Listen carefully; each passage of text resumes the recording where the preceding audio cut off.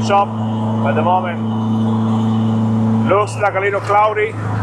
It looked fine when I left home, and you know, Miami weather changed from one moment to another. It's pretty dark. Hopefully, it doesn't rain on the way there. If not, I'm gonna get wet, but that's fine.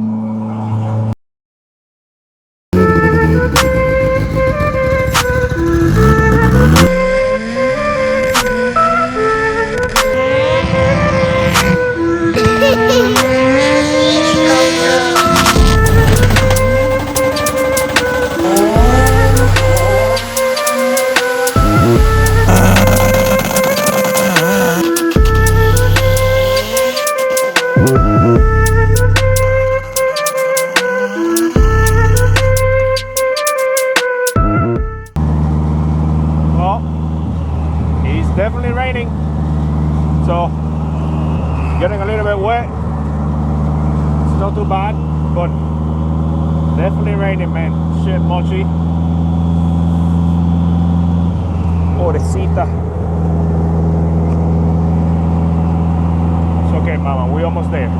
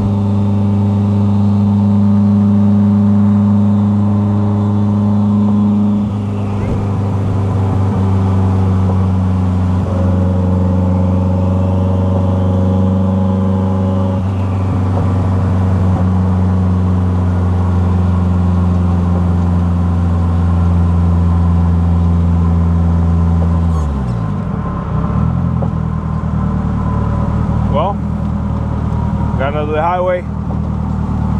Thank God it's just nothing serious with the rain. Oh yeah, man.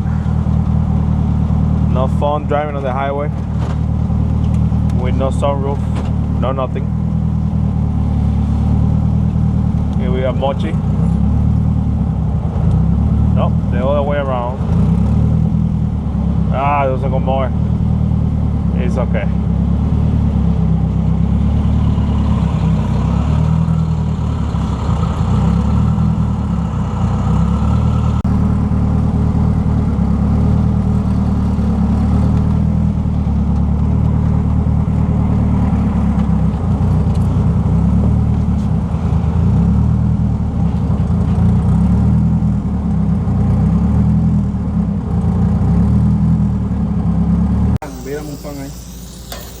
¿Cómo?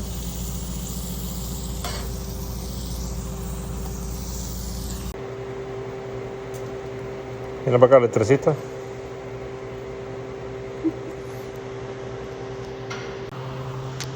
Well, long day. Almost done with the harness. Here we have Steven. Steven. Yeah. A ver. We'll see what he does on the dyno. And here we have tilapia santroc.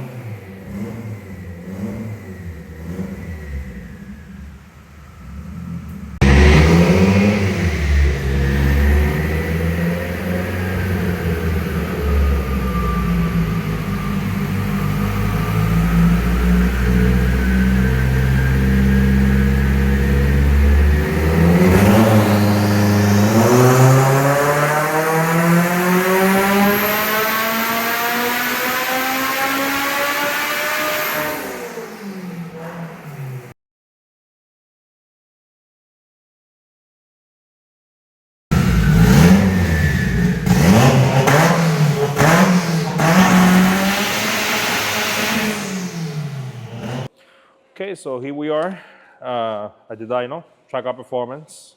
We're gonna take a look at the dyno sheets, basically, or in the computer. The difference of what the car made from last year to now, which the only difference from there, it was clutch, new bearings, and that's it. And the clutch, it made a huge difference. Here we got Steven. What's up, guys? Steven from Track Out Performance. And here we got the graphs for Brian's car. The power difference from, it had a new clutch and versus the old clutch. And we could clearly see in the mid-range, it made about almost 200 plus horsepower difference. And foot-pounds of torque, if we look over here, it made almost another 200 foot-pounds of torque as well of difference. At the same RPM at 66.52. Like we said, the only difference that we did was change the clutch and the bearings. I do have another video there that we made of opening up the engine, and all we did was, like I said, change the bearings inside the engine. And the clutch was replaced because, yes, it was damaged. So it looked, was it the same clutch, or was it the same pressure? It's the same flywheel, same pressure plate. The only difference is that the clutch was solid this time. Correct, yes. And the other one had a spring. Springs, yeah, yeah. So something on a note. So this was last year, right? It was about 650 horsepower. This was before at 35 PSI. This pass right here, it was a lazy 32 PSI. And it peaked out. And it peaked out. To 717 was the max that he made. So if you see right here, right here. So that was the low end of the both power ends, kind of like, even though it's not a good comparison because it was different boost, it's going to be, you know, this was kind of like a lower boost. We still made more power. We made earlier power as well, and then we made more higher peak power. So then the other one where we both maxed out the turbos at both, the last one we maxed it out because the clutch was slipping, if I'm not mistaken. Yeah, the clutch was that slipping, one was slipping 100%. Let's go to the other two. Exactly. So this is both